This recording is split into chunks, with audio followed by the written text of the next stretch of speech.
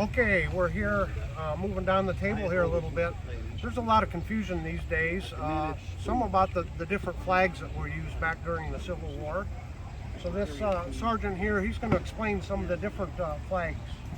Well, the most recognizable flag that we have is this one.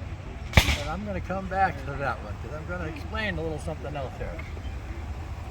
When the South was deciding whether it was going to secede or not, they didn't know they had to have a national flag, and so they came up with some things. This one here is called the Bonnie Blue.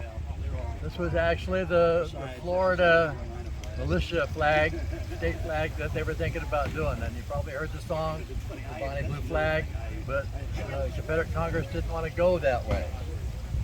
So this is the first national flag.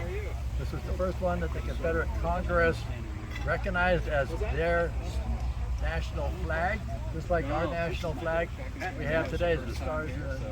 This is called the Stars and Bars. And the trouble with this flag was that during the Battle of Manassas, it got kind of mixed up with all the smoke and gunpowder that was floating around. They couldn't tell the difference between this one and our flag, the American flag. So they changed that. And then the next year, they came up with this design. Now, this is the first time we see this. Well, this emblem here was what they used to fly. It was the naval ensign. That's what they used to identify their southern ships with. But they added it to this. The only trouble with this was when the wind wasn't blowing, it was kind of hanging, which made it like a flag of surrender. So they said, well, we can't have that. So they changed it again. So the third year, what they did was they added this red stripe at the end.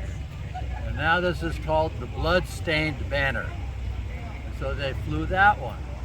Now this was the last flag authorized by the Confederate government. They were thinking about one more, but the war ended. So it's important to distinguish when he's saying the national flag voted on by their Congress, because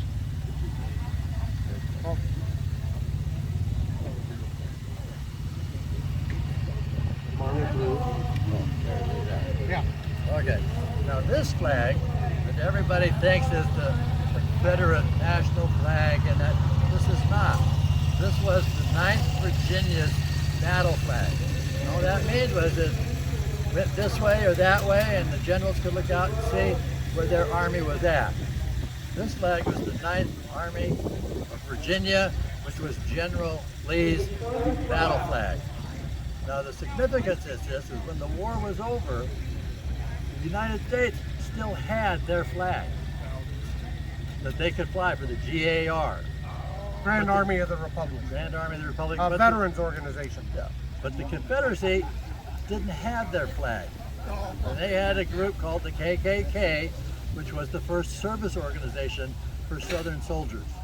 Well, they picked the most revered man in the Confederate Army, which was Robert E. Lee. They got his battle flag as their emblem. And it was used to drape over the coffins of veteran soldiers and stuff like that. It wasn't until later on that it started to get usurped by white supremacists and that kind of thing. And then through the 30s, 40s, and 50s, it's become known as flag of racism. Well, in a sense, that's what it is, but it only originally started out as a battle flag. It was not, the government did not authorize this as a national flag. It was just the flag of Northern Virginia. Thank you so much. Anything else you would like to add? Huzzah! Huzzah! Come down and see us, and we can tell you so much more. All right, thank you so much. You're very welcome. Thank you.